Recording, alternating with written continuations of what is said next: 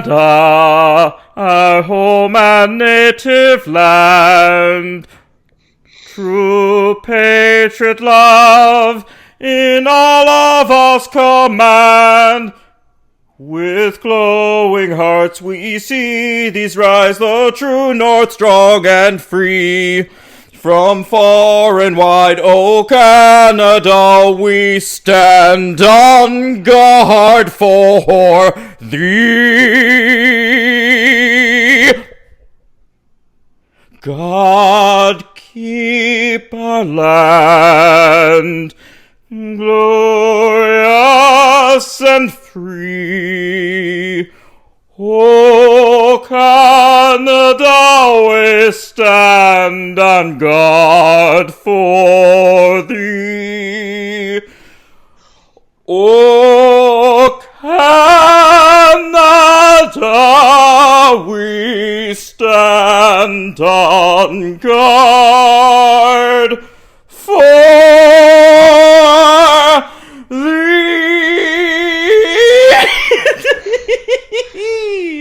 Wow. Just amazing, folks. A truly goosebump inducing rendition of the Canadian anthem, which I had to sing every day of my life before school for the first 7 years of my life. How'd I do? No, the middle 7. You only got one word wrong in the entire thing, and I think the word worked anyway. I only know it from watching hockey. I figured, but were you reading it? Part of it. That was very impressive. You got the entire melody right. Well, thank you, Henry. I like, there are some real dramatic turns in that song that I really appreciate. There's ups and downs. Yeah.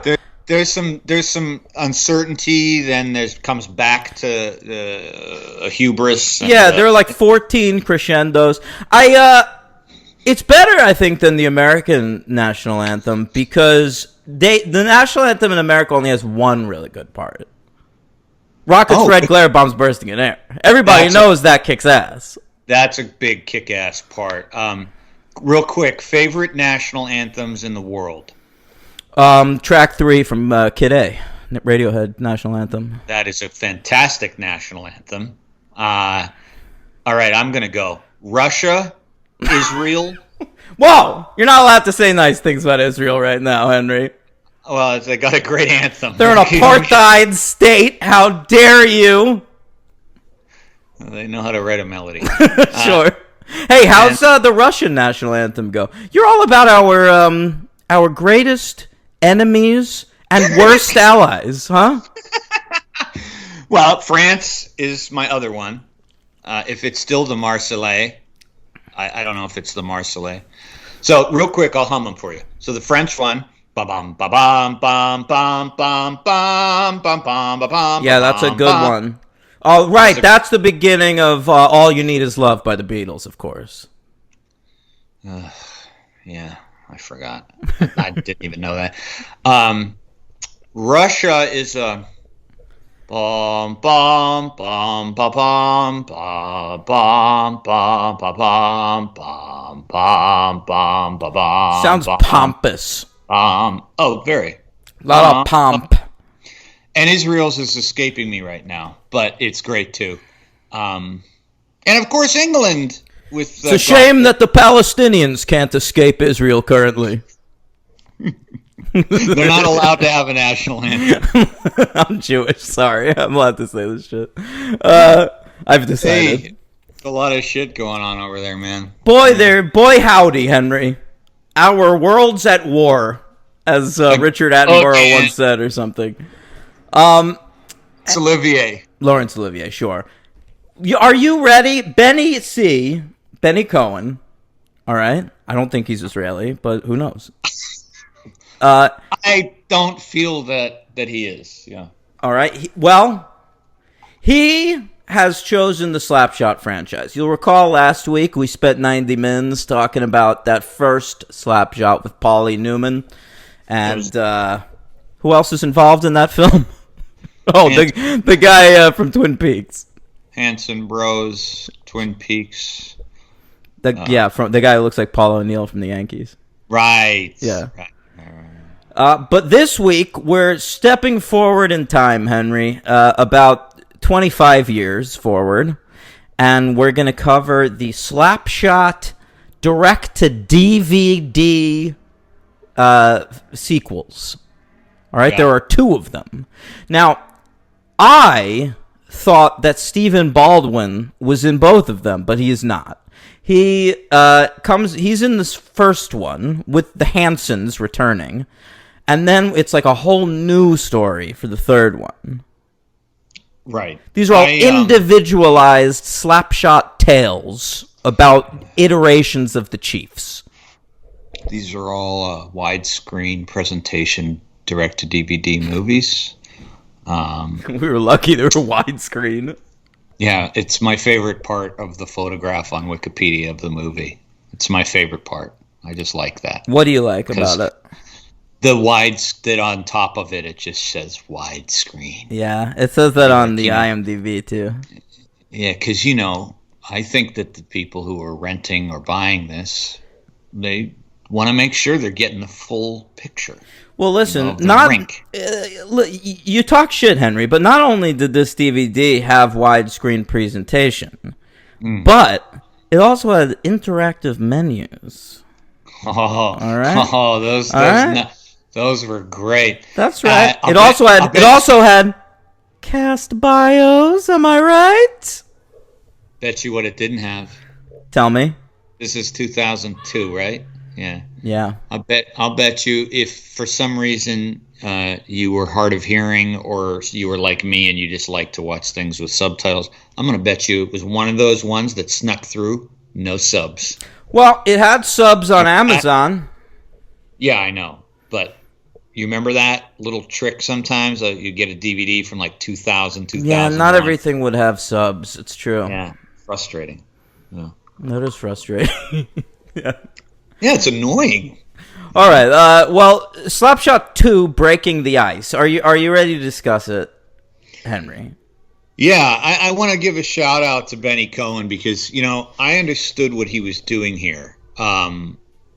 We didn't really say this last week, but I want to give a shout out because it's like he wanted us to cover one of his favorite movies, Slapshot. And there's an opportunity to do that on our show. And the nice part about it is that we were able to cover his movie. Yeah. For him. The sad part for Benny. I don't think it's sad. Can you hear me? Can you hear me out on this about Benny?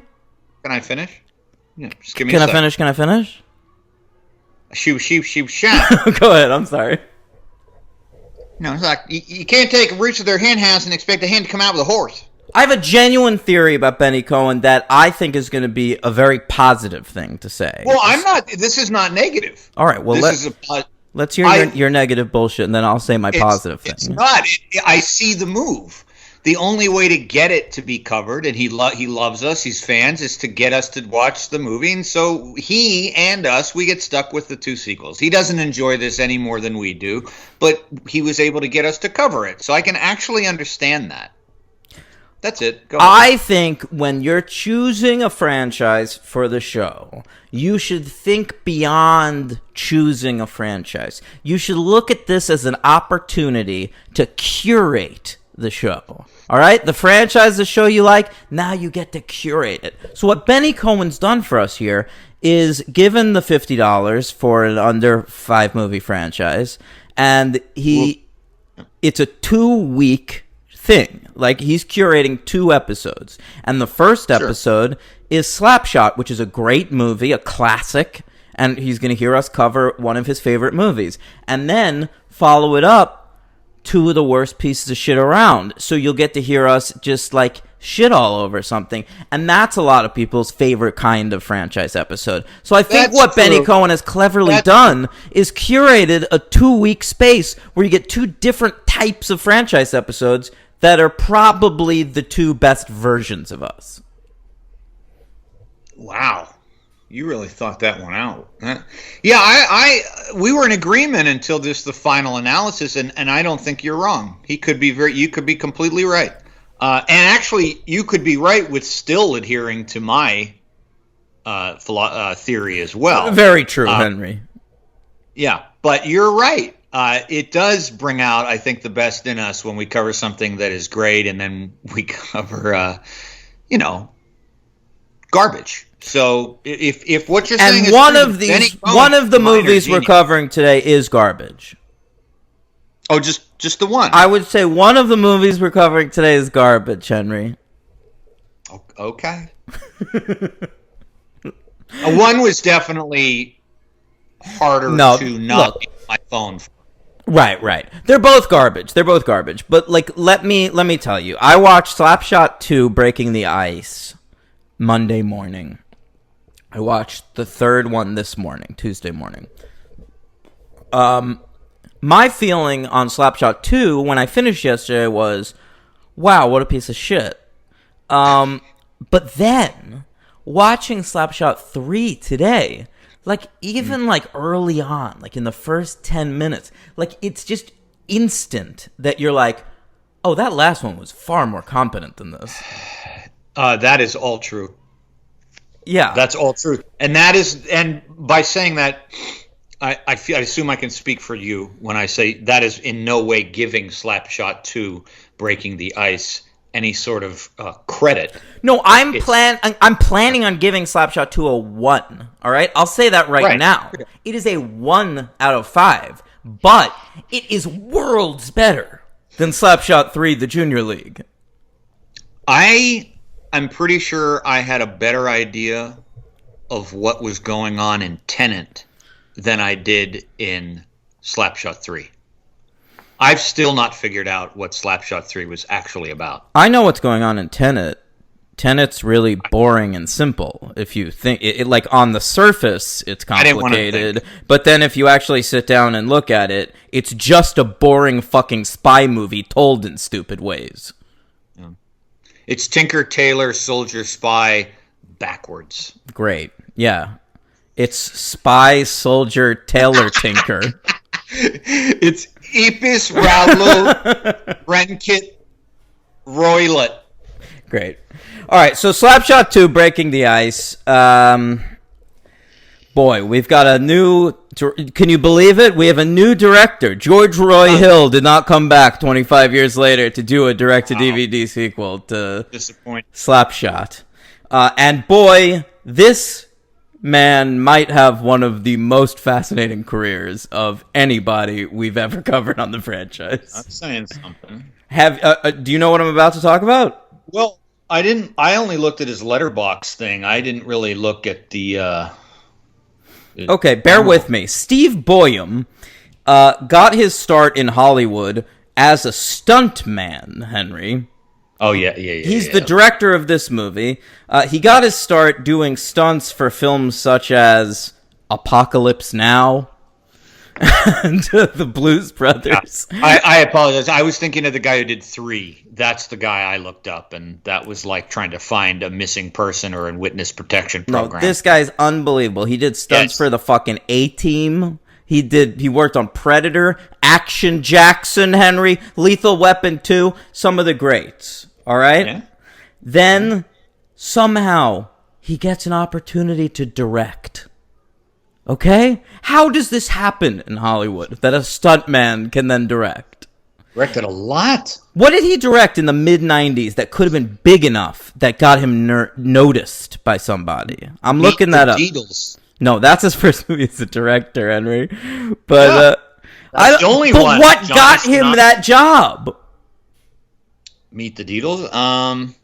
Because I'm looking at 1996. He's the stunt coordinator on D3 The Mighty Ducks. That explains how he directs Slapshot 2 later. But how did he get the job directing Meet the Deedles only 2 years after stunt coordinating on a Mighty Ducks movie? I would say that, and it is one of my favorite things to postulate on, so I'm going to go ahead and say that being a stunt performer on True Lies, the 1994 James Cameron masterpiece, James Cameron liked his work a lot and got some pull and said, look. And they asked James Cameron, who do you think we should hire as director on our new Deedles film? They don't have to ask James Cameron. James Cameron approves every Hollywood project that's made. Was that intended to be a franchise? Because that movie's called Meet the Deedles. Do you think it was supposed to be like Deedles Goes to Hawaii? It could have been Meet the Deedles, Met the Deedles, Getting to Know the Deedles, Goodbying the Deedles. A very Deedles wedding or something like that. Yeah. American Deedle. An American Deedle in Paris. Le François Dedel. All right, so after the Deedles movie kind of tanks, he makes a lot of movies for the Disney Channel, DCOMs, Disney Channel original movies. And then he gets into the direct-to-video world with Slapshot 2. He also directed something called Time Cop 2, The Berlin Decision, that I assume we'll cover at some point. He does direct one more theatrical film, Henry, Supercross. Oh, that's the theatrical? Yeah, that came out in theaters. That was an extreme sports movie. Okay. All right. Then he goes back into stunts, works on Yumi and Dupree, where he wins a stunt award. Then goes back into directing and mostly directs action shows. He worked on the Lethal Weapon TV show, 8 episodes of that, the Rush Hour TV show, all the TV shows we've covered on this show. He worked on The Boys as recently as last year. Yeah. So here's my theory. I bet you this guy, Steve Boyum, just a nice fella. People throw him gigs. That's your theory? Because he's got a lot of real random work. You figure he's just an affable, maybe an avuncular stuntman. Yeah, they're just like, you know what? Steve's around. He's always up for something. Steve's around, yeah. He's up in... he's in Hawaii working on Hawaii Five-0. Yeah, just, give him a call. He's up for anything. He can do Castle, Revolution, Forever, Black Sails, Rush Hour, Lethal Weapon, Blood and Treasure. He's up for anything. You can make him do anything. All those shows. Yeah. All right. Although he has a wonky right hip because of all the stunts he did in the Blues Brothers car crashes. Yeah, he how do you say that? You fuck it up again? You re-aggravated. He re-aggravated on the set of You, Me, and Dupree. He stunted his ankle. He when he was holding cue cards for Brando in Apocalypse Now in the forest. He hurt. Is that what ankle. Stuntmen do? Hold cue cards? On that movie, I think everyone was just given anything to help out. I know you're. Hey, Boyum, pick up the cards. That's my Coppola impression. Do you like it? Look, Marlon can't. Please, Steve. I know you're a stuntman, but believe me, it's going to require a lot of athletics to get him to read those cards. So, dangle from that vine, hold it upside down, make sure he sees it. Hey, Boyum, with your other hand, hold the boom. Hold the boom. Francis, I can't see anything. There's this guy dangling in front of me like a fucking monkey. That's Boyum. Trust him. Don't trust anybody. Not since 1955, Ava Gardner. Oh, shut up. All right, Broderick Miller is our writer, and if I could say one thing to his parents, it's that Broderick is his last name. And this film was released on DVD March 26th, 2002. I thought since there's nothing really to talk about with these movies because they're such trash, we could do a brief game of an episode of Award Bros right now. Sure. How do you feel about that? Because back in 2002 or 3 or whatever, they were still doing like DVD, straight to DVD awards. Okay. And Slapshot 2 Breaking the Ice, Henry, was nominated across the board, baby. Yeah. Are you ready to hear about the DVD Premiere Awards? Sure. Let's hear that DVD Premiere Awards theme song. All right.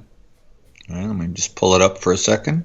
It was a new thing I was working on. It's a little rusty, but we'll see how it goes. You're doing this one yourself? I thought you didn't hire anyone for this one. Not for this one. It was short notice, you know. So we'll see what we can. It's all right. So here it comes. Digital video disc. Digital video disc. Not your laser disc, not your video. Digital video disc, like a CD. Like a CD, here's the awards for the digital video disc DVD. Oh, hey, Josh Merlis, you gotta, clip that, of course. Great new theme. Send it to Olivia. Might need some trimming. I don't know. I disagree. DVD Premiere Awards, digital video discs, as the theme song educated you. Henry Stephen Baldwin was nominated for Best Actor in a straight-to-DVD film. He's committed. I'll say that. Henry, He's surely committed. You can admit that. That Stephen Baldwin is giving his all to this movie. Dude, he is acting up a storm. He is, man. I was a little taken aback. It's sort of like when you watch those those Sharknado movies, and you're like, boy, Ian Ziering is really trying here. Yeah. I'm thinking this is the guy 7 years earlier who played McManus in The Usual Suspects, and I don't see any less effort going into this character at all. That's true, Henry. Now, he lost, of course, to the great Gary Sinise, who was in a straight-to-DVD movie called A Gentleman's Game. Which I assume is about golf, and judging by the cover, looks like there's a man in silhouette holding a golf club. I can confirm. Wow. Good for you. Gary Sinise already doing the straight-to-DVDs. That's right, but how dare you give him shit? He won Best Actor. Oh, that's true. A prestigious award. Where did they hold these awards? The Marriott Ballroom in Reno, Nevada. Yeah, in Branson, Missouri. All right, Best Actress, Henry. That lady from this movie was nominated. I don't remember her name. Jessica Steen. Yeah. She's got a haircut that probably shouldn't have made it out in 1996, but here she is in 2002 wearing it on her head. She was nominated for Best Actress in a straight-to-DVD movie, and she lost to the great Joan Plowright for a film called Rock My World. Do you like that? Do you like that title? That's not the title I would associate with a Joan Plowright project. Joan Plowright. I never really occurred to me, but that's a highly suggestive last name. I guess so. Plowright. You really want to stick with that? I didn't. I really didn't, but it just kind of occurred to me. Such a proper British Rock My World, Plowright. Of course, Slapshot 2 Breaking the Ice was nominated for Best Cinematography, but it lost to that Gary Sinise golf movie. Of course, the great Steve Boyum was nominated for Best Director, but he lost to someone named Alan Ripp for a film called Gang Tapes. Yeah, I remember that. Do you? Yeah. When a brutal carjacking yields a video camera, a teenage boy decides to document his life and the lives of his fellow gangbangers. Ooh, it's a real bird's eye view of the inner city streets, huh? Yeah. That sound good to you? Gang Tapes. Yeah. Nominated for Best Editing, Henry. Boy, they really got a lot of nominations for this Slapshot 2 Breaking the Ice, huh? That's right, a very important awards show. It did not win this award either. It lost to a straight-to-video movie called Winnie the Pooh, A Very Merry Pooh Year. Fine, that's what these things should go to. Right. A nice, gentle children's movie about Do you think Winnie that's the Pooh. New Year's themed? What is it called again? A Very Merry Pooh Year. Oh, I would assume so. I It's a think pun. it's great, yeah. Maybe Rabbit gets drunk, wakes up next to Kanga. Now he's Yeah. got to raise Rue. Eeyore's like angry and sulky. Well, on that's weed. par for the course, Henry. That's right. Yeah. Maybe it's a new year for Eeyore. Lost live action, best live action DVD movie that Gary Sinise thing won. Best supporting actor, Henry. This was a real triumph. This is the only award that Slapshot 2 Breaking the Ice won at this classic awards show. Some of the other, 3 different cast members nominated for best supporting actor. 6, actually, technically. Because the Hanson brothers were nominated in 1 slot. David Hemmings, who plays the old man at the beginning who's selling the team. Yes, grandson of Sally Hemings. That's a joke, right? Yeah. But in all seriousness, he's the main guy from fucking Antonioni's Blow Up. I'm not. That's true. So my Sally Hemings joke wasn't as ridiculous as the fact that he came from an Antonioni movie. He's the main guy from Blow Up, like one of the classic movies of all time. I know. But you know what? His scene with Stephen Baldwin at the beginning of this film, there is some gravitas. Yeah, I mean, unless you're blowing it up out of proportion. One must admit that there's some gravitas. Gravitas. Okay, Gary Busey was also nominated in that award, Henry. I hope so. And I would also like to say that Steve Buscemi was nominated in that same category for a Tom DiCillo film that went straight to video. Oh, which one? I don't know. But the winner was the Hanson brothers. Oh, that's nice.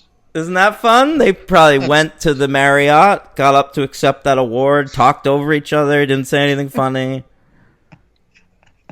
The Hanson boys, in interviews for years, have claimed that they improvised a lot of their dialogue in the first Slapshot. Okay. And I actually believe them, but because they use the same tactic in this movie, they're just talking over each other, but they don't have any lines in this movie. They're just saying nothing. They're just saying bullshit. They're just yammering over each other for the entire movie. You got to assume they were asked to do the same thing in the first movie, but they were also given really good punchlines to stick in. I'm listening to the fucking song, all that kind of shit. So while I agree, I believe that the Hanson brothers probably improvised about half of their dialogue in the first movie, everything you've ever enjoyed or laughed at was written. Okay? It's not something that they're aware that they probably shouldn't be like bragging about. It's not like a wonderful thing to. They're not masters of improv. They clearly think they are. And they have convinced. Everybody does. They have convinced. Well, that is true. And that's a real problem. It's a real problem that unfortunately plagues human comedy, but. I blame Fallon. Everyone goes on that Tonight Show, and he's so welcoming. He makes them think they can do comedy. Oh, Fallon? Yeah, I think Fallon, Corden, SNL. There are these. I think there should be gatekeeping in comedy. Not everyone should be allowed to do it. Yeah, interesting. Saturday Night Live, though, they've been a culprit of that since their inception. Oh, absolutely. They have. Going back to 75, they'll have fucking anybody on there and give them anything to do. Yeah. Well, Fallon is just, I can't even. Yeah, I mean, Lorne Michaels has been trying to convince us Paul Simon's funny since day one. It's true. It's true. If it's the last thing he does, yeah, it's true. And I agree he's funny, but only because he's so short. Yeah, he's short. I like to look at him and point and laugh at how short he is. Look at you. You only reach up to there. Right. Carrie Fisher dumped you.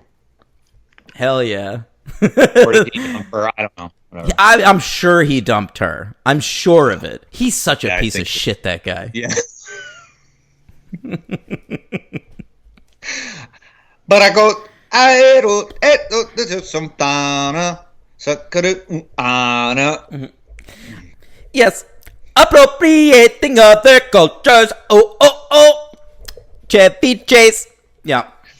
Steve Martin, Chevy Chase. I got actors in the 80s that are white. They're gonna love my music because of conga. Oh, there's a black man coming across the screen. I told you about the time I saw Simon and Garfunkel live, and do you know how Bridge Over Troubled Water is the only song that Garfunkel sings solo from Simon and Garfunkel? When I saw them live, Paul Simon took half the verses. That sucks, man. What's wrong with you? I know, man. You can't give Art, fucking. Let Art have his 2 fucking verses.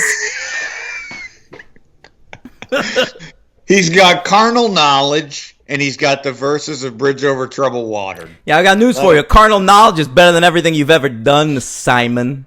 There you go. Yeah. Please. If it weren't for The Graduate, I probably wouldn't. What about that one scene in Annie Hall? He's at that California party, bro. Yeah. So's Jeff Goldblum. Oh, yeah. That's right. All right, Henry, I'm done with the DVD Premiere Awards. Let's talk about this movie. What a premise. It is, it's 20 years later or whatever. The Chiefs are still in the Federal League.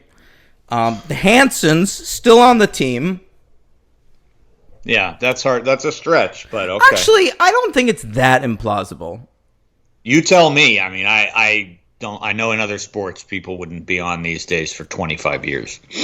It's sort of implausible just because they're like Goonie kind of players, and like that tends to shorten careers. But I mean, like Jaromir Jagr, was like fucking 50 when he retired. That's true. I mean, Jaromir Jagr was around when I was in like 6th grade and was still around when I was in college. So I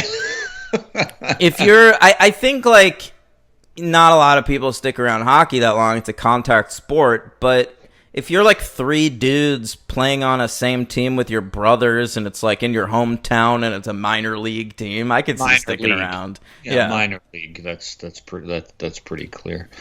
I gotta say right off the bat, it's 2002.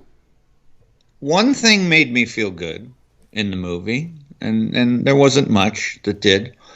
Gary Busey looking okay. Looking okay, I disagree. But sounding okay. Oh, he looked fine. I don't know when that massive motorcycle. Maybe he'd already had it. Oh, he'd had it by this point. Yeah, but I thought he looked okay. He was kind of he wasn't overweight. Listen, that's my boy Boyum. He's making everybody look good in this baby. Yeah, he knows his way with a lens. He does. He uses that fisheye. There's no fisheye in this movie. No, I know. Everything's just bright as fuck, Like, it looks like all those American Pie straight-to-videos. Like, everything's super brightly lit, and, it's fine. It's standardized. It's, like, standardized. I feel like movies like this and the American Pie video ones are like when you're setting your television for the brightness you like. When you're a director of a movie like this, it's just like the cinematographer, as cinematographer, quote unquote, might come up to you and go, "What kind of lighting?" And the guy will literally just go, bring the brightness up to like 9 and then the tint to about 6. I don't know, man. Standard lighting. Yeah, standard lighting. Standard lighting. I mean, that's my point. Standard lighting on the TV. All right, we've got Stephen Baldwin. He is the new player coach. I don't understand why this team can't just hire a coach and also a star player. They constantly make their star player the coach of the team. I don't know, but he's got a hell of a haircut, too. Ooh, it's a mullet. That's a great middle-parted haircut. I believe my hair was like that in probably 94. It's a bad look, dude. It looks like something like Chris Hardwick might have had this haircut at some point. The middle part, slightly shaggy. Yeah, it's never a good idea. Yeah, so he is on this team of sex maniacs. It's, the film came out in 2002, and it's a comedy, so everybody in it has to be a sex pervert, Right. because that's what comedy was about at that point, because There's Something About Mary happened. Yep. And American Pie happened and all that. And so, they're in the locker room and they're talking all raw about chicks. Let's talk about some of our players, all right? There is Gordy Miller, who's the young hot shot. He's sort of like the Michael Ontkean from the first one. He doesn't really cotton to Stephen Baldwin's techniques. Yeah, true. Right. All right. Then you've got Callum Keith Rennie, who's usually my favorite member of any cast, and he is my LVP in this movie because he is the worst sex pervert of any of them. Okay, yeah. He's the is he the one fucking the woman in the shower? He sure is. And see, early in the movie, he keeps hitting on people, and the way he's talking to women is so disgusting that I felt like what we were trying to do was show how sad and lonely this character is. Yeah. And then, like, apropos of nothing, like 3/4 into the movie, he's just, like, fucking some naked lady in the shower. So I'm like, oh, I wasn't supposed to be thinking that before. I was supposed to think he's awesome, and he just wasn't succeeding at that point. Yeah, he's like the David Cross joke about the guy that asks out every woman, hey, man, I don't care. I'll ask out 100 women. I get 99 no's. I'll get one yes. Yeah, that one girl who likes to fuck on a pile of trash. Hey. That's right. Who else we've got? There's a Gasmer. He has a mustache. There's the I hands. don't know, the Wikipedia is annoying. It doesn't even have the characters' names. Well, I've got them right here, but it's not like they're important. Most of the actual players on the team have like no lines. Like the only ones you have to actually pay attention to on the team are Stephen Baldwin, Miller, Callum Keith Rennie, and the Hansons. Yeah, and honestly, the Hansons get kicked off the team like pretty early.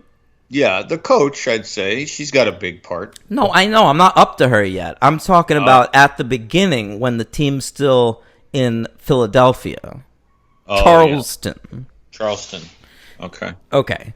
So then the guy from Blow Up comes in with all the gravitas in the world and is like, son, I've got to sell the squad.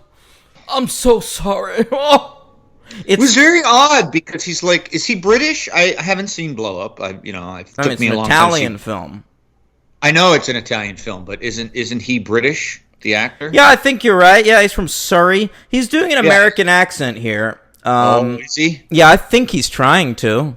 Oof, I didn't think he was at all. I'm not even being sarcastic. I was like, oh, all right, they have a British owner. All right.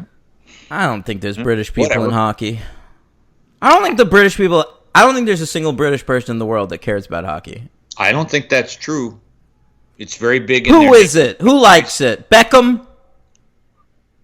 Brian Blessed? Does Brian Blessed watch hockey? I know it's a big sport in their neighboring countries, including our biggest. Is it Chris Miles? Is it Chris Miles? Sorry.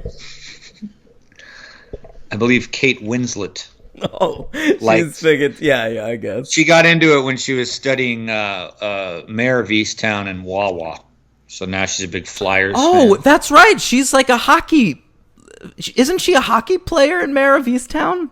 Basketball, right. Okay. Lady Hawk. Right, Lady Hawk. That's a weird element that hasn't come into play. Although I haven't watched the new episode, so no spoilers. You didn't what? I haven't seen the newest episode, so no spoilers. Oh, shit. I almost said something. I know. Right. I heard a big thing happened. Okay. So, he's selling the squad. After you're done wiping the tears from your eyes at that sad, sad scene, Busey finds out they're selling the team to another league. This happens all the time in these Slapshot movies, where they're just selling teams to leagues intact. I think that I think the original Slapshot started this. That never happens. I know. I think it did because you get it in. You get it in Major League, like we talked about last week. You're getting it in every Slapshot movie. You're essentially always getting it in, even in The Natural. They don't want to sell the team, but they want it to fold essentially and be in last place. You know, it's a very. Sucks. I'm sorry. There was a part of you that I didn't. I thought that you said the. I just wanted to slip in the fact that The Natural is a sucky movie.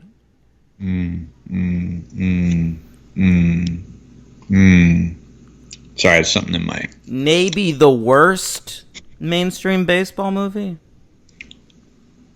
No, Field of Dreams is worse. So The Natural is one of my favorite baseball movies of all time, if not my favorite. And, yeah? Why? I love it very much. It's deeply touching to me, and I love it very much. Do you relate to him because you also have baseball superpowers? I relate to him because I'm old. that checks out. Yeah. You big Barry Levinson fan? Aren't we all? Aren't we? We like him. I'm more of a Sam Levinson guy myself. I just watched Malcolm and Marie. How's that? That's not good. Okay. Let's get back to it. All right, so they're selling the team, but they're selling it to like sort of a Christian league, okay? It's an upstart Christian league that's founded by Gary Busey, but it's being run by this little wormy redhead guy who was my number one favorite character in the movie. Yeah. He has a face turn at the end. Yeah, he sure does. I would think Stephen Baldwin would be very excited that he's joining a Christian league. That's a great point, yeah. Deems himself one in real life. Maybe this is when he became born again. He was like indoctrinated by that league. Yeah, he was still getting over 9/11 and then made his slow progress into born again as one does, and then slower still to the Repobes, and then the two-time GQP. finalist on Celebrity Apprentice. But that was late. That was later. He was already long left us by that point. Yeah.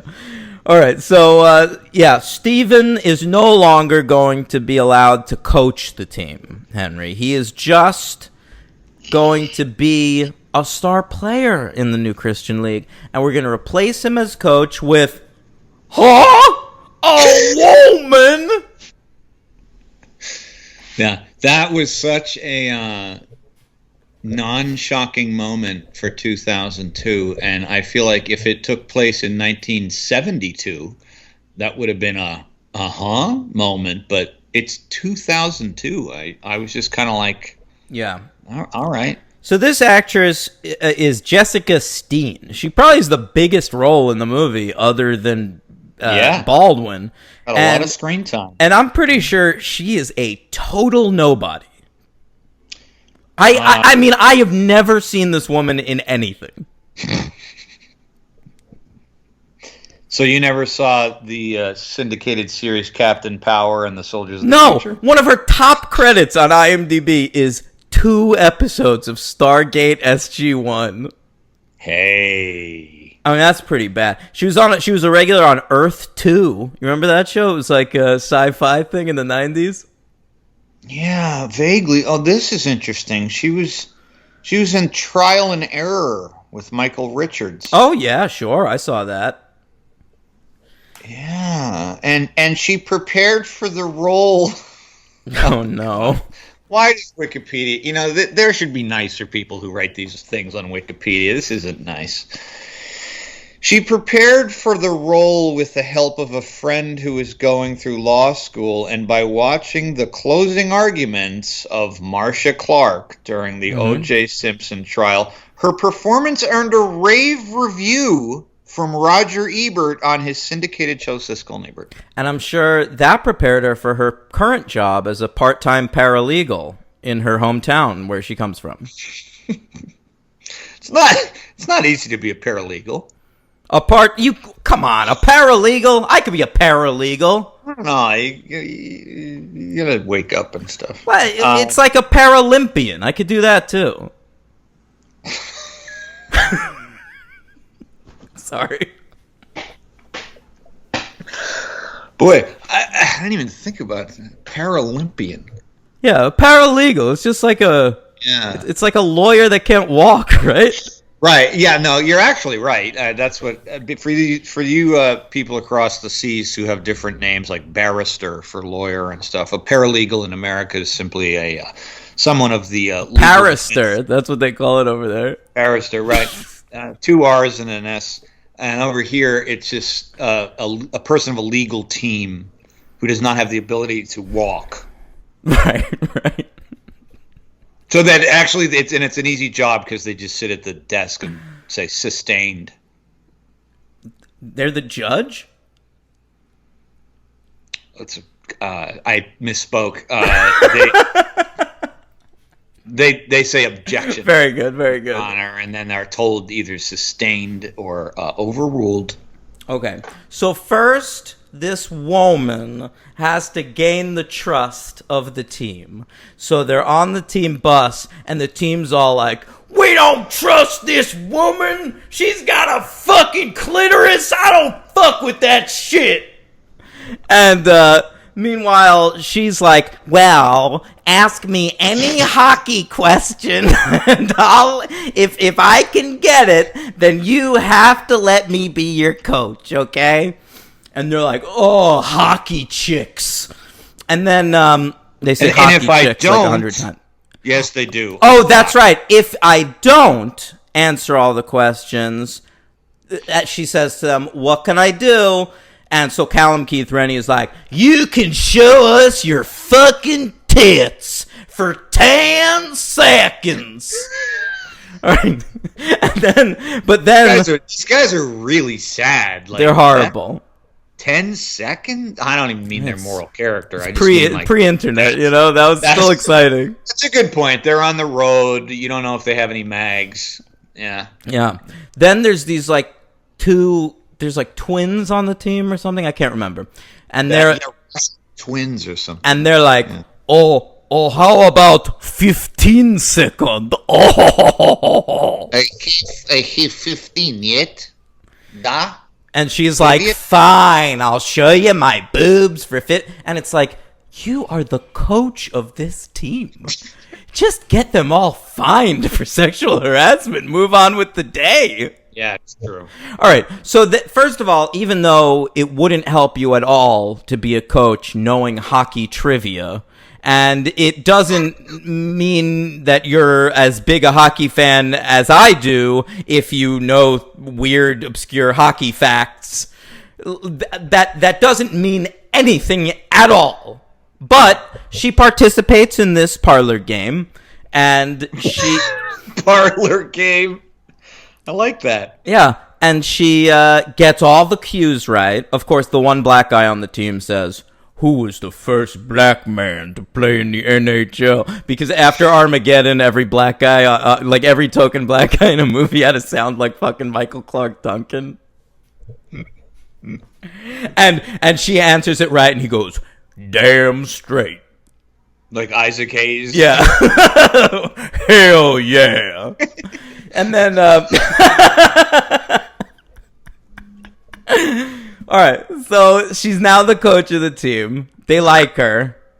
So part of the... Baldwin tries to grab her outside the bar to lay one on her. She pulls away. He then wrenches her arm violently back to him for a kiss.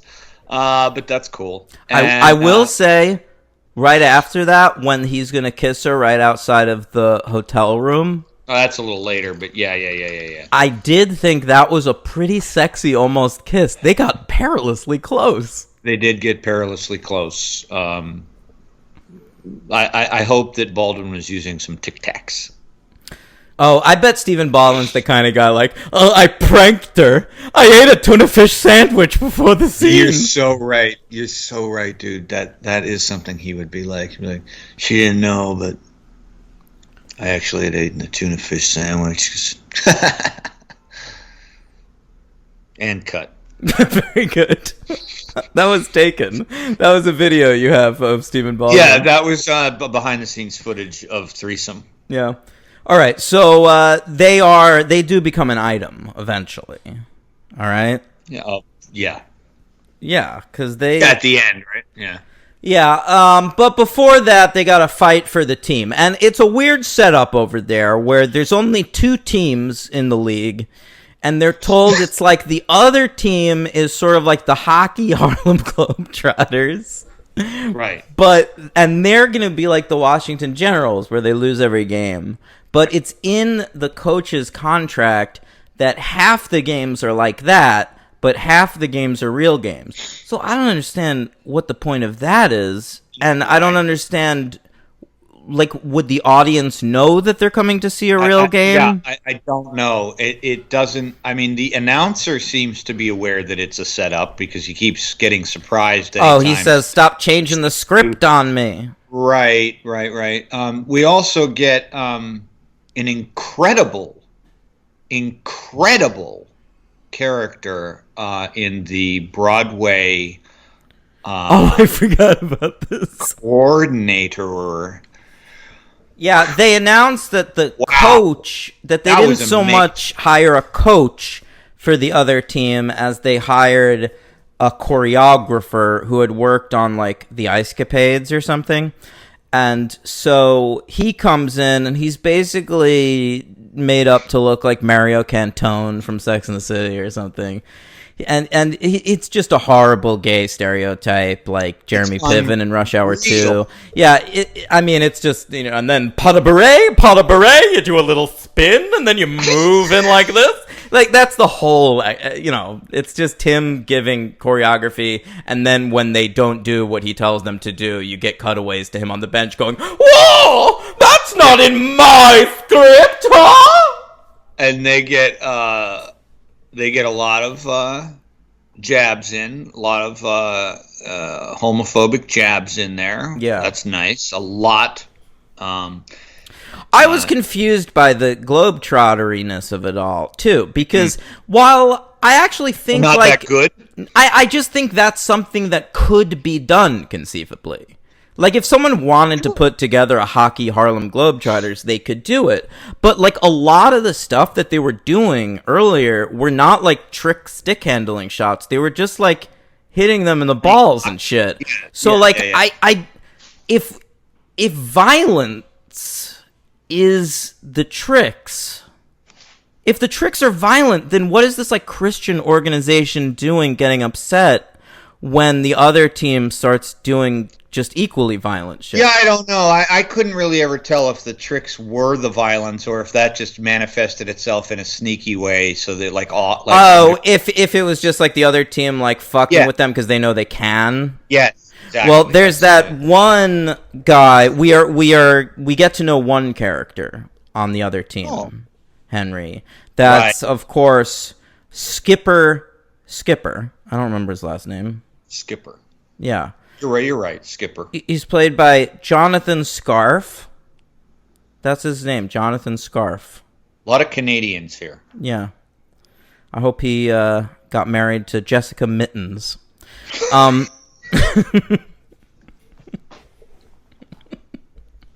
He's like the hot shot center on the other team, and I liked his scene with Gary Busey in the hotel where he's like, "You were my idol, man." And then what happened? You were nothing. Gary Busey has this intense backstory. No, sorry, not Gary Busey. Stephen Baldwin. Stephen Baldwin has this intense backstory where he was kicked out of the NHL. They say he was like a star player in the NHL. Like he would have been a Hall of Famer. They say that. It's like a Pete Rose thing going on. Yes, it is. He gets kicked out of the NHL because he was suspected of fixing a game. But it's so stupid because the reason they suspect him for fixing a game is just because he had the last shot of the game and it was a wide open net and he fucked up and hit the crossbar. Right.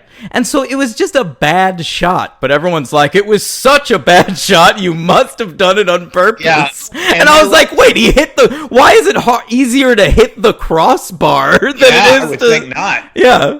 Yeah, the Pete Rose echoes came in because there's a line in there where somebody says to him, "You gambled all the time. You sure you're not going?" And he says, "I never gambled on hockey." So it's a Pete Roseism thing going in there, like Pete Rose said he didn't ever gambled on his team. Yeah. But yeah, I watch baseball, and I want to say to fellow baseball fans, never ever have a conversation with me about the Baseball Hall of Fame, because I don't.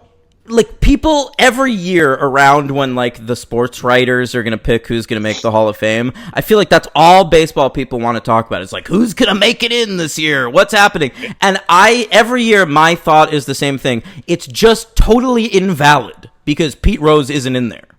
Oh, man, am I relieved you said that. I don't know if you and I ever talked about that, but I am firmly in that camp. He's the all-time hits leader. He's incredible. I don't care. He could have raped Bud Selig's mom, and I still think he should be in the Hall of Fame. Yeah, I've always thought that. I grew up with him. I actually got to see him play once. Yeah, I agree. I met him once, Henry. Did you? Yeah, I ate at his restaurant in Florida, and he was there holding court. That's cool. Mm-hmm. Oh, was he okay? He seemed nice, yeah. He talked to my dad for a second. Oh, wow. Your dad must have been pretty... That's a cool moment. Yeah, my dad's had a couple moments like that. He also once met Bert Blyleven, and he likes to talk about that. I don't know who that is. He was a pitcher for the San Diego Padres, I believe. Oh, that's cool. Maybe the San Francisco Giants, one of those teams. Oh, all right. That's cool. Yeah, no, the Pete Rose thing is horse shit. Yeah, total horse shit. It sure is, Henry. It sure is. All right, so I don't know. The team starts playing real hockey. You know what I find really problematic in these sequels that I don't understand? And tell me if I'm getting this wrong. In the original Slapshot, one of like the catchphrases from that movie is old time hockey. Yes. Okay? Which comes back in both of these movies. But to me, when old-time hockey is presented in the original movie, the way Newman is presenting it, he's saying that's not like the goonish, violent way of playing. Old-time hockey is like the old, like, finesse way of playing. And that's what he's trying to get them to do in, like, the first period of that last game of the season in that movie. Let's go out there. We're going to play some old-time hockey. Okay. So he says that in that context of the first period of the last game. So okay, all right. I had to remember if that's what he meant. I think so. But in these two movies, every time they say, let's go out and play some old-time hockey, like Gordie Howe or whatever, they just, like, go out there and kick the shit out of them. Well, that is a good point, because I mean, I don't know a lot, about hockey. And when I hear old-time hockey, just as a casual observer of the sport, my immediate inclination is to think they mean be dirty. I think that is what old time. That's what it would mean. I think that's what it means in the context of like the 2000s or whatever. Like definitely hockey is less violent now than it was in 1977. But I think when the movie came out in 1977, they were trying to say hockey had gotten too violent at that point. Yeah, you're probably right. So the dating of that phrase probably does not carry over a quarter of a century later. Right. They've totally changed the meaning to fit the movies. Because now in any sport, I say it about baseball. I've said it even when I've watched basketball. When I haven't said the words old time, but if someone were to say it, I know that they mean basketball. Go back to the way the Pistons used to play, or some shit like that. I'm picturing short shorts. I'm picturing afros. I'm picturing elbows. Lots of elbows everywhere, fouling the fuck out of each other. In baseball, sliding into the catcher's face. Yeah, spikes first. Absolutely. I miss it. I don't miss that. I do. I think there are ways that sports have gotten cleaner that are good, and It's really hard to enjoy sports after years of stories of athletes dying at 50 years old of like concussion symptoms. But that's a lot of football, maybe hockey. I don't know, but I mean, less baseball and basketball for sure because those are pussy sports. But like, it's true. Pete Rose ended the career of that poor catcher in an All-Star game, though. That's the kind of shit that I used to love. Well, in an All-Star game, he never lived that down either. Did you know that? Yeah, I know. You shouldn't be playing hard in those games. He dove into home, killed the guy's shoulder. Yeah. Ray Fosse. That's the guy's name, Ray Fosse? Yeah, I just remembered it. Yeah. He danced, though, a lot afterwards. He was able to go into dancing. I bet, yeah. with this lady, Jessica Verdon. Why are all my ladies Jessica tonight? I don't know, but he was able to do cabaret, feel it come. Have you ever seen that? No, but I have. I saw it on when I was an usher. Only 14 on stage. 14 times, yeah. Sure. But I've heard the movie is quite a good movie. It's good, Henry. All right. So, I mean, what happens? They fucking play, and at the end, like, they play for real, and they win, and he gets the exact same shot that he was going to get in that game where he missed it, and he scores it this time, and it's exciting. And everybody ends up with the girl they're supposed to. The Hanson brothers win the lottery. Oh, that's right. The Hanson brothers win the lottery and buy the team. They buy the team. From Gary Busey. He gets punched by the redheaded guy. Yeah, I love that guy. We didn't talk enough about that character. What's the character's name? Oh, I don't know. Okay. This guy is my MVP of the movie, I just want to give him his proper credit. The actor's name is David Lewis. I don't know him from anything. Wasn't he in NYPD Blue with Dennis? I'm sorry, that's David Caruso. Very good, very good. David Lewis is the actor. The character's name is Rick Cooper, apparently. Sure. And I just thought he was great. Like, early on in the movie, he's just Gary Busey's sidekick. He's like his henchman. And so he's this weasel. And he's just this, like, buttoned-up fucking nerd with horn-rimmed glasses and this, like, high and tight red haircut. And I love the way he walks into every scene going like, yes, sir. I sure do think so, sir. And But then when he has his turn later in the movie, he sells it really well. I don't know. I think it's quietly the best performance in the movie. Interesting. I actually thought that with all going against the role, I thought it's not my MVP though. But I thought Jess Chastain was also decent. It's just such a 90s sitcom performance. Oh, I mean, it's an uphill climb. I mean, what's she going to do with this, you know? But, yeah. I mean, my MVP she does kind of have chemistry with Stephen Baldwin. I kind of think Stephen Baldwin's okay in this. Yeah, he is. He's fine. I mean, it's a complete piece of shit, but he's fine. I mean, he's not, you know. Can we talk about the scene where Gary Busey tells Stephen Baldwin that he's, like, fired or whatever? Sure. There's like one scene where it's like Stephen Baldwin's first confrontation with Gary Busey, where he's like thinks they can really make something of this league, and he's like learning how corrupt Gary Busey is. And the scene, it's just a one-on-one scene, Baldwin v. Busey. In the office. Yeah. I thought they were both just acting their fucking asses off. Like in a weird way.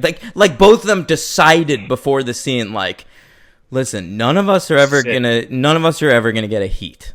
All right, so let's make this our heat. Yeah, it's taut.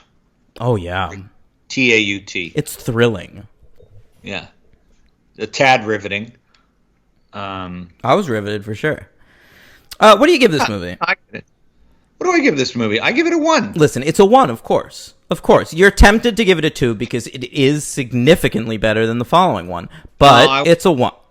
I wasn't tempted at all. Okay. But, so my MVP was Redhead Rick. Who was yours? The lady? The Hanson brothers. The Hanson brothers, sure. Because it was just nice to have them in the motion picture.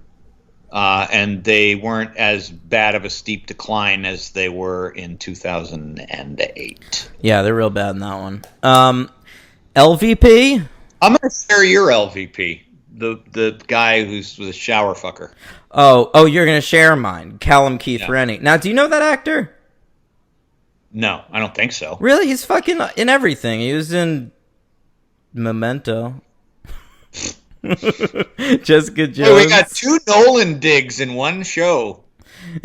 Well, whatever. He's a Canadian actor. He's been in a shit ton of stuff. He was really good in Battlestar. I'm trying to find something you've seen him in because you've definitely seen this guy and stuff. Well, I can just simply go to. He's in an X-Files. I Want to Believe. We did that for the show. I like that one. Yeah, I believe I did. He's in mostly TV. Maybe you just haven't seen the TV shows he's in. Oh, he's in 50 Shades of Grey, Henry. Who the hell is he? Callum Keith Rennie? Yeah. I've seen him in Memento. Oh, he was in fucking Goon, too. He must skate. Oh, okay. Yeah, there you go. Existence. Do you remember Dr. Carl Malice from season 2 of Jessica Jones? He's that guy. Oh, wow. He's in 6 episodes. Jesus. No, I love that show too. I saw every episode. I don't remember him. I mean, I saw him in a movie with by Patricia Rozema. The fuck is that?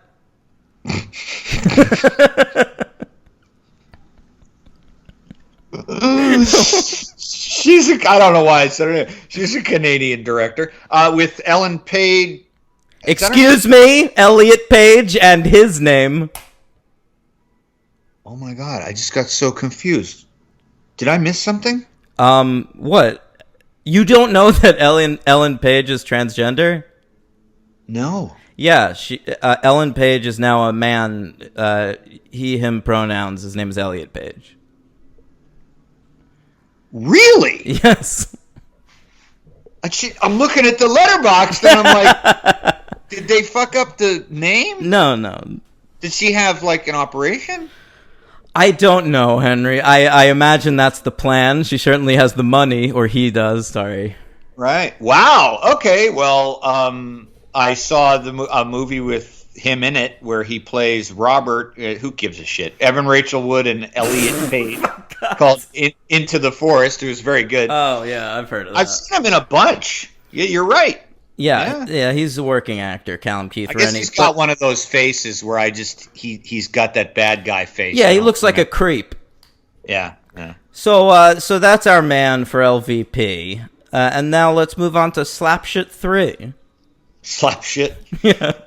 Shit Whip 3. All right, Slapshot 3, the Junior League. Boy, this is one of the worst movies we've covered. Oh, yes. Oh, yeah. Mm-hmm. I mean, this was, like I said at the beginning, I was very distracted. It was very hard. I really wasn't sure, even at the end, what the entire I didn't care. I took out my phone for last half hour of this. Yeah, me too. Last 90 minutes, to be fair. The whole thing. Yeah, but by the way, why was Slapshot 2 an hour and 45 minutes? These are 90-minute movies. Stop it.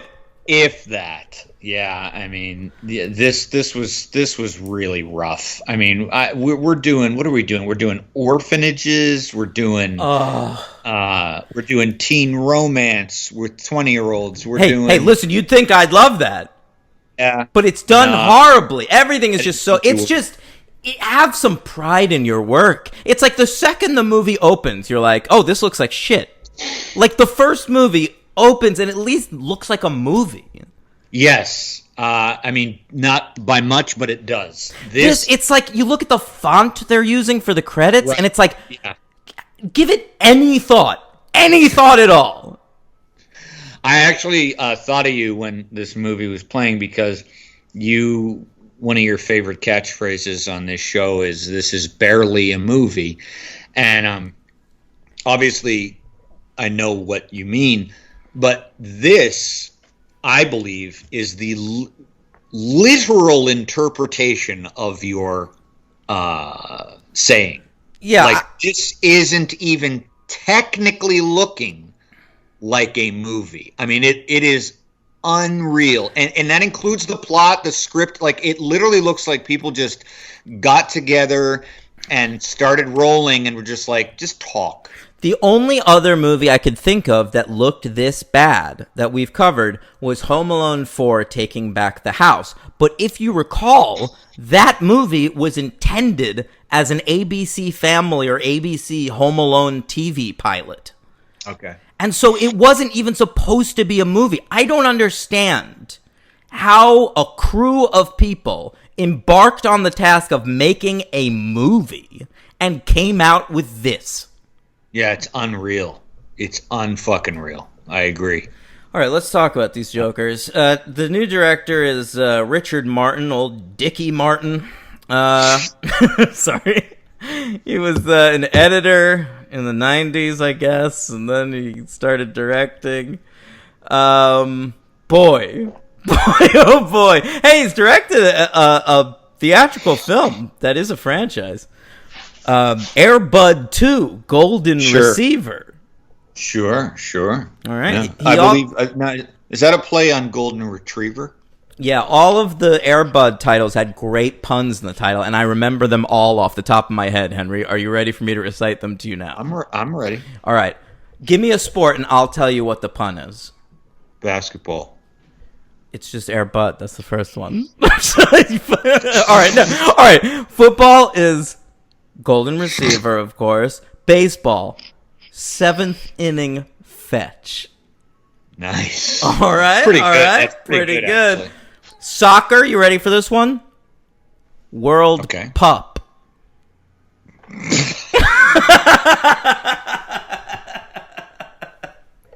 All right, that's all I can remember. Good stuff. All right, so he directed Golden Receiver.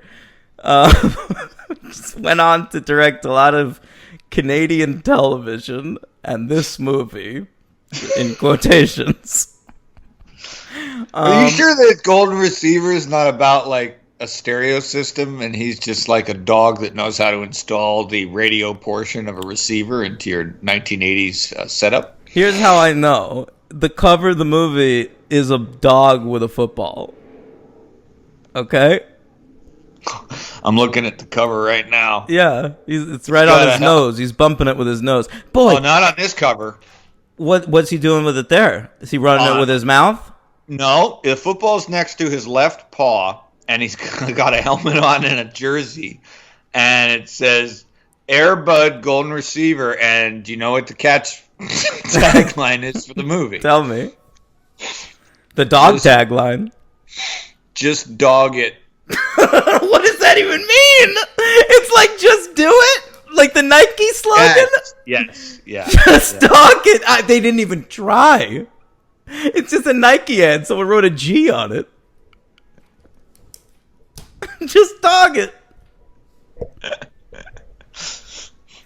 Oh, big surprise. What do you got? Air Bud Golden Receiver was a box office failure. Wait, they still made a bunch more. They just shouldn't have released that in theaters, you know? What were they thinking? Hey, it did gross $10 million against a budget of $11 million. Oh, here. Volleyball. You ready for this? Let me see if I can guess. Okay. Okay. Air Bud. Alpo serve. No. Air Bud spikes back. That's getting a little lazy. That doesn't even have a dog pun in it. It's just... Maybe there's a dog named Spike in one of the movies. Oh, that's a great point, Henry. That must be the case. Yeah.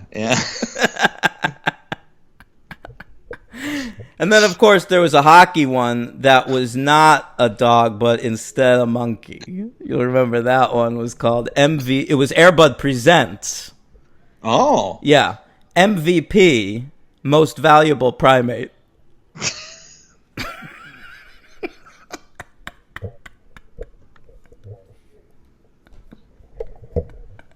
You like that? It's good. It's a good one. All right, Henry. This movie, Slapshot. Oh, we didn't do the writer. The writer's name is Brad Riddell. And he has written. We've actually covered him before, Henry. He wrote a Bandcamp, the first American Pie direct-to-video. Shocker. I mean, that's a much better movie than this. Yeah, I mean, that's bad, but ain't nothing near this. Yeah. He's also worked in the direct-to-video world in a Road Trip sequel. I see that. And did a Native American lacrosse movie. I'm disappointed that he taught. I mean, how do you? This always mystifies me sometimes when I was in college too, and you went to Hunter, and you had some teachers who of repute, I'm sure. Yep, one of them fucked my girlfriend. I like to bring that up when I can. Professor Zucker, anyone want to get him in trouble? Go ahead. Great. I like that. An ethical teacher. He might be dead now. He was like 80 at the time. Really? Yeah. He was 80 and he did that. Oh, yeah. Wow. All right. Little Grady Tripp action going on there, huh? What's Grady Tripp? Oh, Wonder Boys. Got it. Yep. Mm-hmm. Yep. So Riddell, he writes Slapshot 3. The Junior League. Right, sorry. Then he has the temerity to go back to teaching screenwriting courses for the University of Southern California. If you had that guy as a teacher, I mean, all you would talk about, like with your classmates on the side, is these movies. I mean, yeah. I mean, how do you? You would be the world's foremost expert on Slapshot 3 if the writer of it was your screenwriting professor. It's unbelievable. I mean, his whole life is film. He taught MFA and BFA screenwriting there, and then he went to DePaul School of Cinema and Interactive Media, SUNY Oswego. Wow. All right, man. God bless Professor Riddell, was Eugene Levy nice? They didn't allow me on the set. All right. I was there the first day and I said something pervy to someone. All right. Slapshot 3, the Junior League, was released November 25th, 2008. I actually have a budget count on this one, which I thought was interesting. It cost $4.5 million to make, which is about 3.5 more than I thought. It was half the budget of Air Bud Golden Retriever. Yeah, I guess so. Yeah, he's working with smaller budgets now. By the way, FYI, I'm on Brad Riddell's website right now, just so everyone knows. Great. Yeah. He looks like Evan Peters. He does? Good-looking guy. Is he going to fuck Mayor? Oh, don't spoil me. Don't spoil me. No. I'm not going to say, but look, I'm a Chicago-based WGA screenwriter who has written feature films for Universal. You sure have. An independent producer. As an award-winning director, my work has been featured in film festivals across the United. This is literally his fucking CV. What school is it? It was USC. He says right here, having taught at the University of Southern California and SUNY Oswego, I am now a tenured screenwriting professor at DePaul's University School of Cinematic Arts in Chicago, and co-founder of Rymash Media. He's teaching at like SUNY schools. It's not like he's teaching the next generation of great screenwriters. Would you want to contact him, see if he'll come on the show? He probably would come on the show. Oh my God, maybe we fucking should. That's not a bad idea. If not him, this is definitely the caliber of person who would agree without hesitation. Because, they're just sitting in their tenured office up 12 floors above humanity. They're not doing anything. Yeah, so on this, there's... all right. Henry. Yeah. So what's happened since the last movie? At first, I thought they weren't acknowledging the last movie at all. So did I. But then, like, halfway through, they start to. Yeah.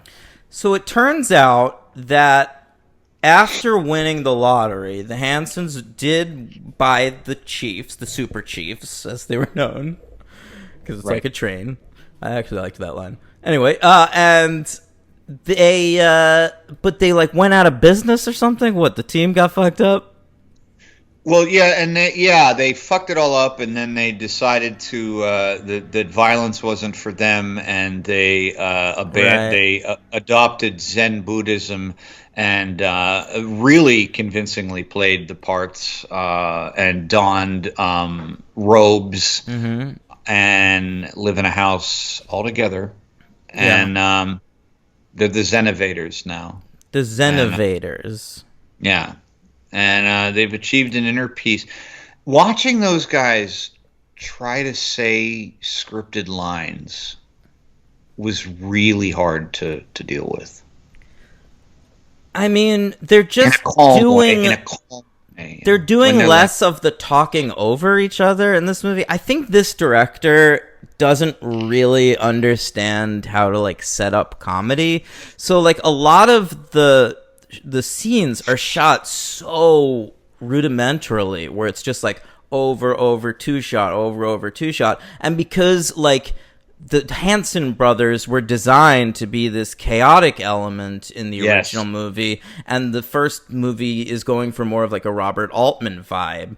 The second movie, smartly, even though the movie just basically feels like American Pie 6, like, they do try to harken back to that with the Hansons, even though they don't write them any funny lines. In this movie, we are just reading a script out loud. Yeah. And it's like they're just going through the lines. And these dudes are not built for that because they're not actors. And this is exactly what I talk about, how, like, non-trained actors shouldn't be nominated for awards because most of the job is by the director. I mean, that up recently. Even Steve Boyum was able to get something out of these fucking pieces of shit. This is how bad a director this Dickie Martin guy is. Yeah. Yeah. Right? No, you're right. Oh, I thought you were about to make another point. No, I'm done. That's my point. Yeah, no, you're right. Yeah, it's a line reading. The only people in it who seem to be not horribly bad or not just reciting please lines. Tell me. Well, I feel like the main couple. The kid and his girlfriend. I disagree. All right. The girlfriend was all right, I thought. The girlfriend was a very attractive, fragrant young woman, and I think you're mistaking that for good acting. No, I don't think she was by rote. I don't know. I can see her maybe able to do something with a different script, but... Well, yeah, that's what I mean. Like some of the... I don't think he could. I think he was bad. Well, he was just one. He had one emotion, and it was mainly proclaimed by his hair. That was like that kind of flop over. They clearly shot these sequels in Canada. You know that because every single member of the cast in both movies has a credit on both Battlestar Galactica and Smallville. And the problem with hiring this actor in that role is the film takes place in Pennsylvania. Correct. Like, we are told that. And that is continued. Like, the second one, we moved to Colorado. And in this one, we are back to Pennsylvania. And this character in this movie has a little too much to be sorry about for a fucking Pennsylvanian. Yeah, you know it's not from Pennsylvania because nobody's doing the accent of either South Philly, Delco, or Pittsburgh. So the O's are actually quite opposite. Delco. I know about that from Netflix's The Circle. Delco girls, bro. Delco girls. Pre-Mayor of Easttown? You're one of the people who knew it? What? Oh, pre-Mayor. Yes, pre-Mayor of Easttown. Yeah. Now it's like the whole thing, you know. Okay. Oh, I'll tell you who I thought was a really horrific actor in here. Please tell me. All due respect. Mark Messier. Well, all right, yeah, there are two really big hockey cameos in this movie. and neither one of them can act.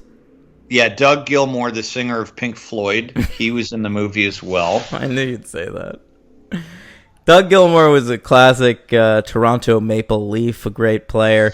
Mark Messier, of course, one of my all-time heroes. He was the captain of the New York Rangers when they won their last cup in 1994. And yeah, both of them just come in at different times this movie to give pep talks to the team. Yeah, they're not the worst actors. They are not the worst actors in the movie.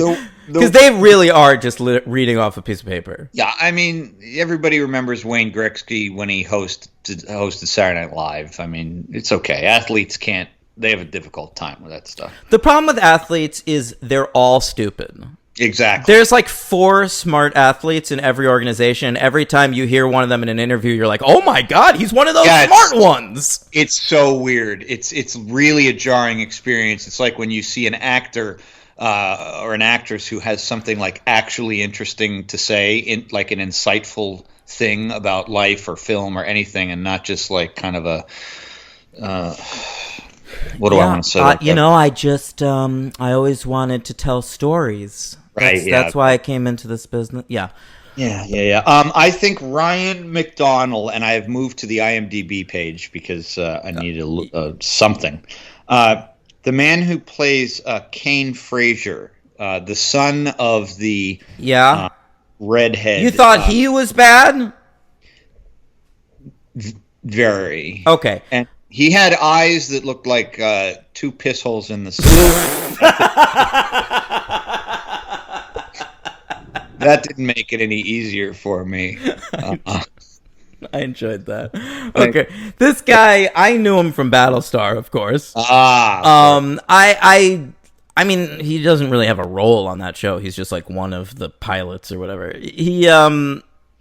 I don't think he can act. I don't think basically anyone in this movie can act. But I didn't think he stood out. Wasn't bad. He was obnoxious and terrible in a bad, But the redheaded villain, she's involved in it. Oh, her, right.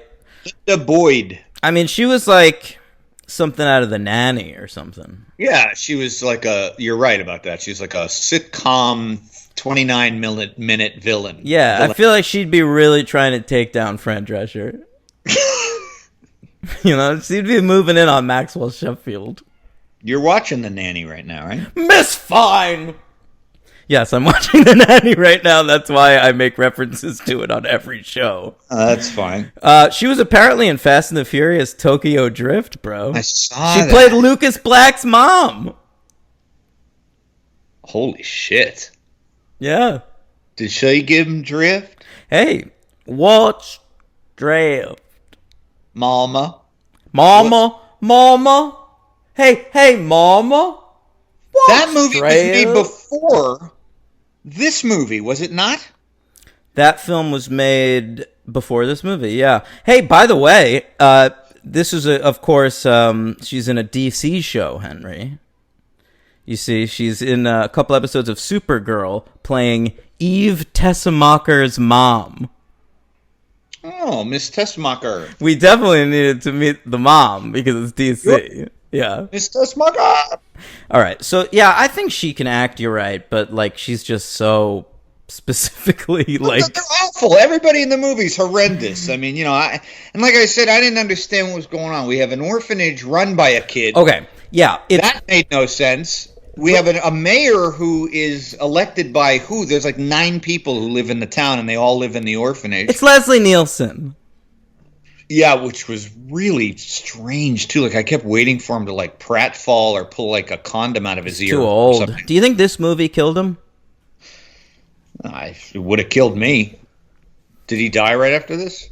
Yeah, I mean, right? I couldn't believe he was alive in 2008 as Leslie Nielsen. Yeah, Leslie Nielsen definitely fell into the category of, like, in memoriams on the Oscars. If this picture went up, I'd be like, oh. Why? He deserves to be there. No. I was going to say, the picture would come up and I'd be like, oh, thought he was dead. Yeah. Long time ago. He should have died by, like, walking off a construction pillar in the air or something. Totally. Hit by an anvil. Yeah, that would have been good. A police squad car just Or ran over and his legs felt like rubber. Or They maybe went up and O.J. down. Simpson could have stabbed him to death. Ah, there you go. So there's an orphanage in this film. Alert. It is... I don't think it is an orphanage, is the thing. It's like... I think... A boy's home. Yeah, I think they're sort of like the Arcade Fire, these kids. Like, they ran away from home, started a band, now they're just, like, flopping somewhere. They're like 11! It makes sense. But, well, those are just... What kind of- You're only talking about the little dudes, all right? Whatever, man. What kind of DYFUS laws do we got in place in Pennsylvania? No, hear me Jesus. out. So the house, they call it the Newman House. Of course, a great reference that I'm sure Paul Newman is watching from heaven going, I sure do appreciate that they referenced my name in Slapshot 3. All right. Is that what Paul Newman sounds like in heaven? Yeah. So he sounded like at the end of his life. So you alright. got Grayston Holt, who's sorry about a lot. He's on the show. I have seen him in upwards of 36 television shows, and I cannot picture him on a single one. Also in the home, you've got this fella, Tyler Johnston. That's the actor, not the character. He's on Letterkenny, which is a Canadian sitcom that our listener Madison Apitz tries to get me to watch a couple times a year, and I always promise her, and I never watch it. So, Madison, I promise I'm going to watch that sometime. Sleater Kenny? Letterkenny, not Sleater Kinney, the classic band. There's also a fat kid named Precious hanging around this. God, was that weird? Yeah. I was like, they're calling him Precious? This Yeah. place is fucking weird. There's man. a It's like French- Rob Zombie. There's a French kid named Henri, who you later find out is not actually French. Yeah, boy, he fooled me. Yeah. He pulled the rug out from under my PA. Ooh, nice. And then there's another kid, Tweaker. He's an Asian kid. All right. Tweaker, yeah. Now, CPS they're coming to close down the Newman House, and they're told that perhaps... Can I tell you something? This is how little of the movie I was paying attention to. The entire movie, they're calling it the Newman House. I never made the connection until this moment right now when you said it to me. That is Paul Never Newman. thought about it ever. Yeah. They only use his salad dressing in that house, too. And so they could afford on this production. And That's what they ate, yeah. Here's your serving in a shot glass of salad dressing. By the way, no offense to Paul Newman, God love him, but it's not a very good salad dressing. A, it's not a very good salad dressing, and B, it's totally fucking weird that you put your face on a salad dressing. Completely agreed. Now, you know what isn't bad? And I know Dan can vouch for me on this. But I don't know if I ever... Yes, I did. Newman's own spaghetti sauce. Not too shabby. That's good, okay. Not too shabby. Yeah. Does he make ketchup? No, Heinz has a monopoly on that, and Hunt's. Hunt's. Oh, God. Listen, if you're eating Hunt's ketchup, you've got to work out some things in your life. Not everyone wants to eat the ketchup of a man who was killed in a car crash. But it's like, if you're not going to eat Heinz ketchup, go the extra mile and get some, like, real, ketchup. But, like, why? Hunt's is disgusting, man. I feel like there's, like, chunks of tomato in Hunt's ketchup. Really? It's disgusting. Eh.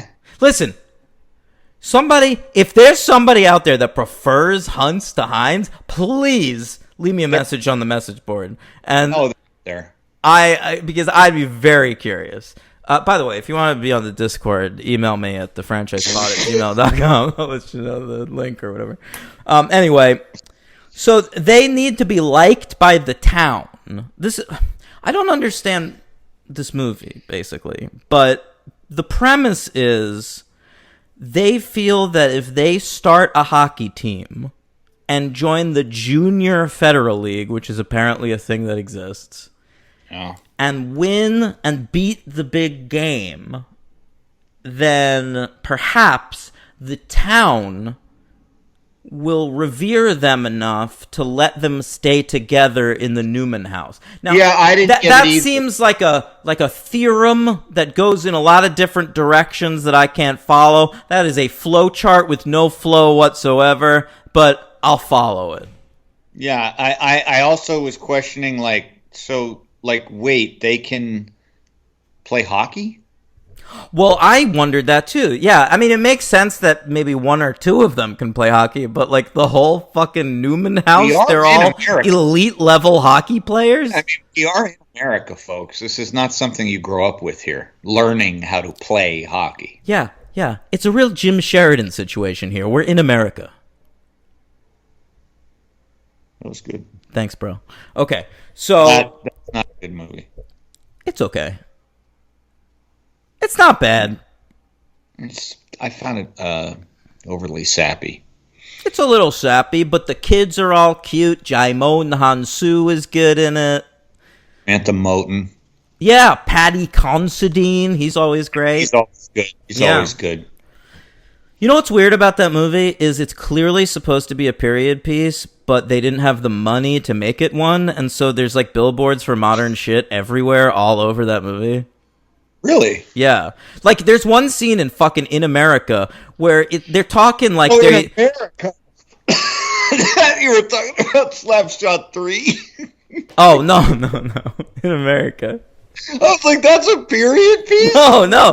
There's a I really scene. wasn't paying attention. There's a scene in America where they're all like talking like they're coming off the boat in Ellis Island, and like you can see this marquee behind them that's showing Iron Monkey. That's awesome. Yeah, well, Jim Sheridan, he doesn't often venture into our waters. He usually stays safely within the shores of County Kerry. All right, so they form this hockey team, and things are going pretty great. They're a good team, and the Hanson boys have decided to be their coach because they have really gotten fed up with the Zen game. Well, at the first game, they come out as the Zenovators, the hockey team, and they don't fight, and it doesn't go well, and then they start to fight. Yeah. There's really no conflict in this movie.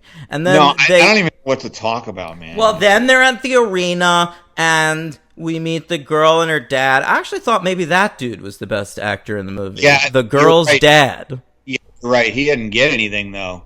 He's got like 3.5 minutes of Oh, yeah, he's screen barely in the movie, but it's like the most naturalistic 3 minutes of the entire movie. time. Is This that actor's great? name is Adrian Hoff, and he is still working today. He was on the Apple original series, Home Before Dark. Oh. All right, and he was on The Chilling Adventures of Sabrina. Did you see that? I watched the first 4 episodes. I thought so. I watched the first 4 with like a girl, and then we broke up, and I was like, I'll stop.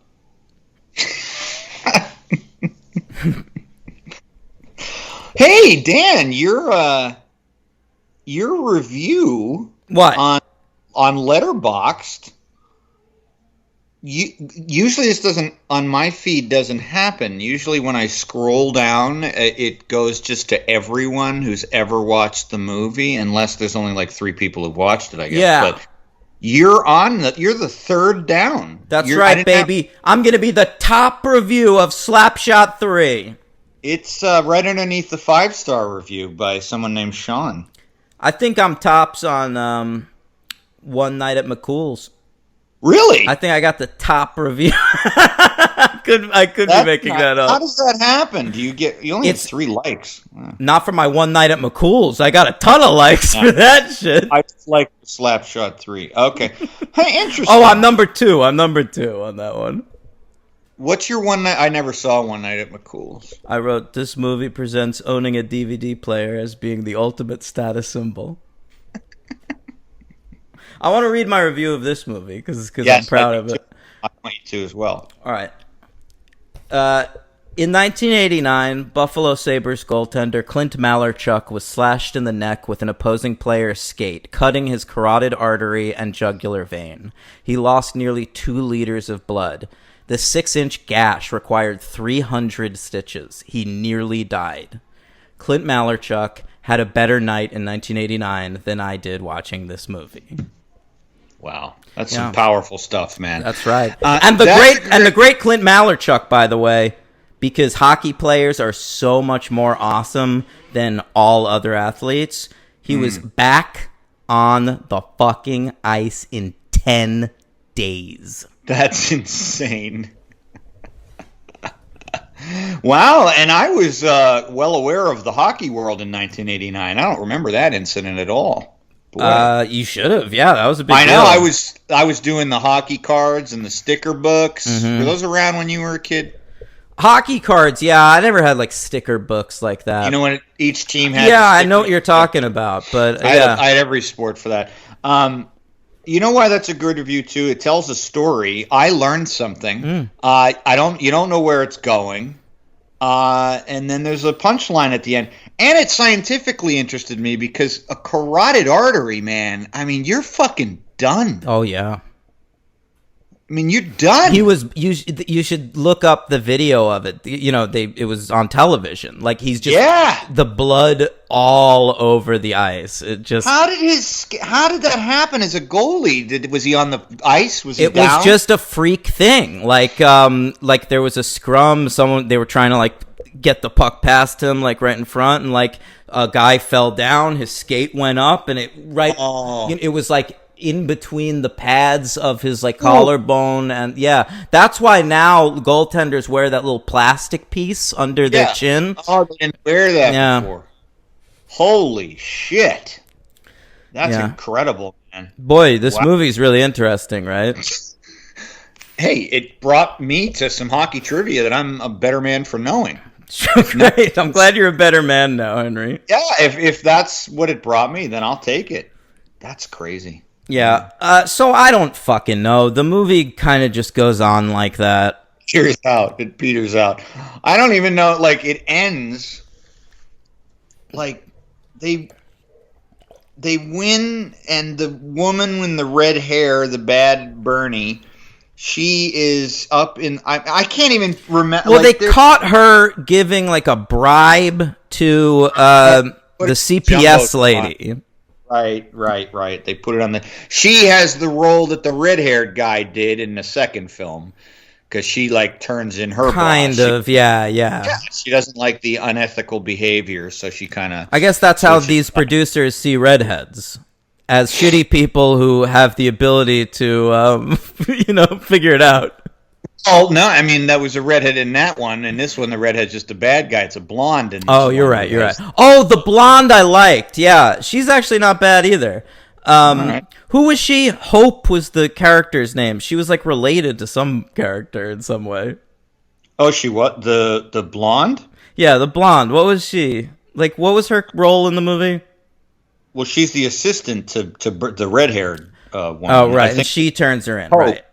Hope, Sarah Canning. Yeah, I thought she was kind of okay. I mean, we're grasping at straws here. What about, here, you know what fucking blew me away? Did you recognize the fucking kid who, there was the announcer in this movie, which I don't understand why a fucking junior hockey league requires a play-by-play announcer, but there was the announcer in this movie, and his name was Dickie Dunn Jr., and he had a son, Dickie Dunn III, who called D3. Did you fucking recognize the kid that was playing D3?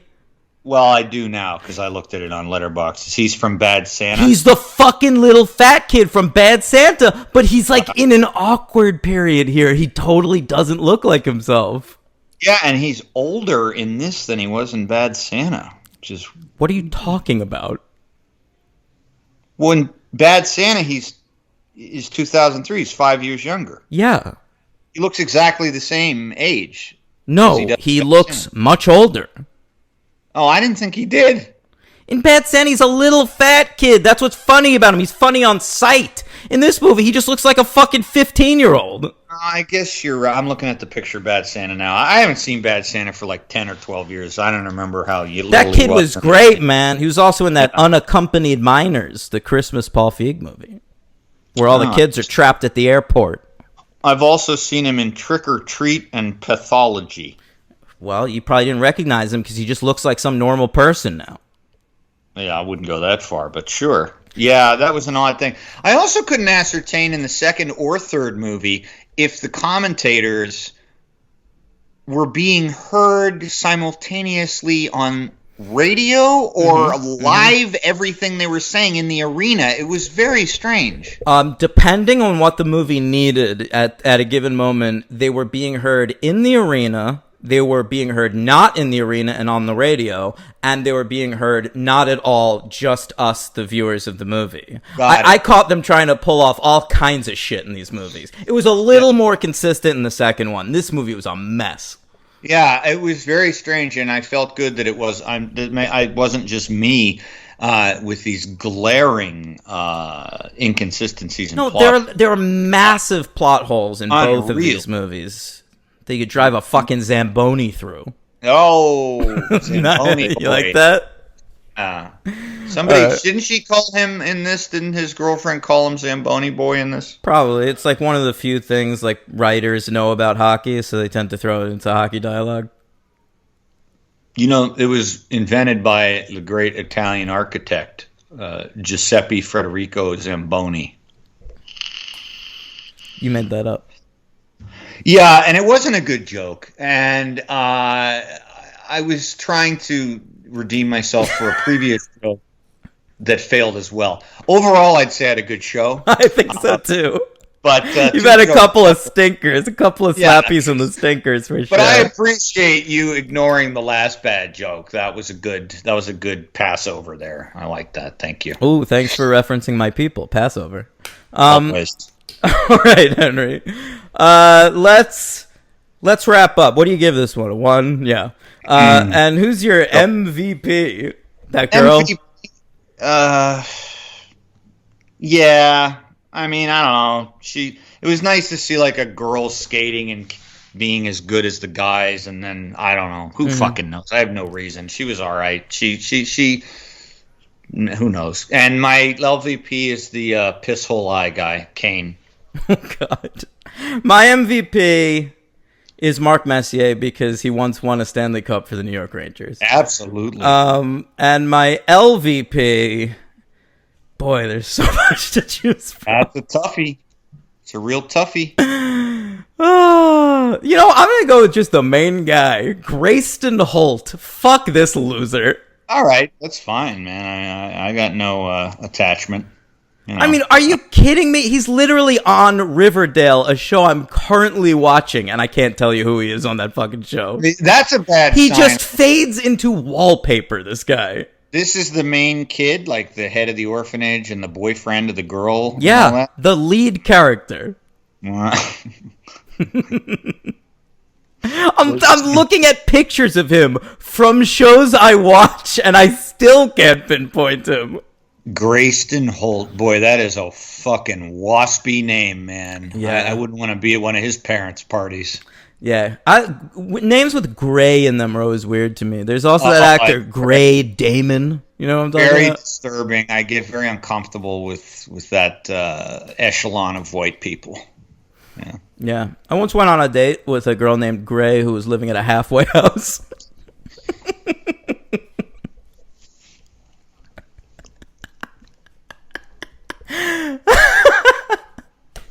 True story. All right. AIDS. Was she Gray or EY? EY. I think EY. I could be wrong. Might have been AY. Or was it like Greye? No. It was definitely it was spelled a normal way. Gray. Yeah. I'm gray. I met her on Hinge.